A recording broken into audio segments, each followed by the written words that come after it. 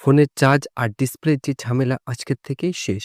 এই দুটো সেটিং করে রাখলেই হবে। ফার্স্ট আপনারা কি করবেন, আপনার মোবাইলের যে সুপার পাওয়ার সেভিংস মোড এটা আপনারা এনেবল করবেন। এনেবল করার জন্য ফার্স্ট আপনারা কি করবেন, আপনার মোবাইলের সেটিংয়ে চলে যাবেন এখান থেকে। সেটিংয়ে যাওয়ার পর এখান থেকে আপনারা লিখে সার্চ করবেন রিফ্রেশ রেট বা সুপার পাওয়ার লিখলে এই সুপার পাওয়ার অপশনে ট্যাপ করবেন। এরপর দেখতে পাচ্ছেন ব্যাটারি মোড, এই ব্যাটারি মোডের উপর ট্যাপ করে এখানে দেখতে পাচ্ছেন সুপার পাওয়ার সেভিংস মোড এই অপশনটা এনেবল করে দেবেন। এটা এনেবল করে দিলে কি হবে, চার্জ লো হলে ব্যাটারি লাইফ কিন্তু অনেকক্ষণ বাড়বে। সেকেন্ড যে সেটিংটি আছে সেটা হলো রিফ্রেশ রেট কন্ট্রোল কিভাবে আপনারা এনেবল করবেন। এর জন্য ফার্স্টে আপনারা কি করবেন, আপনার মোবাইলের সেটিংয়ে চলে যাবেন। সেটিংয়ে যাওয়ার পর এখান থেকে আপনারা লিখে সার্চ করবেন, এখানে লিখে সার্চ করবেন শুধু রিফ্রেশ রেট। রিফ্রেশ রেট লিখলে চলে আসবে স্ক্রিন রিফ্রেশ রেট, এই অপশনটা এনেবল করে দেবেন।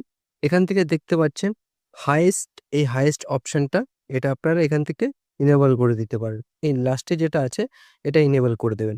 এটা এনেবল করে দিলে এখান থেকে বেরিয়ে যাবেন। এখান থেকে দেখবেন স্মুথ কাজ করবে। যেকোনো অ্যাপস ইউজ করলে কিন্তু স্মুথ কাজ করবে এখান থেকে।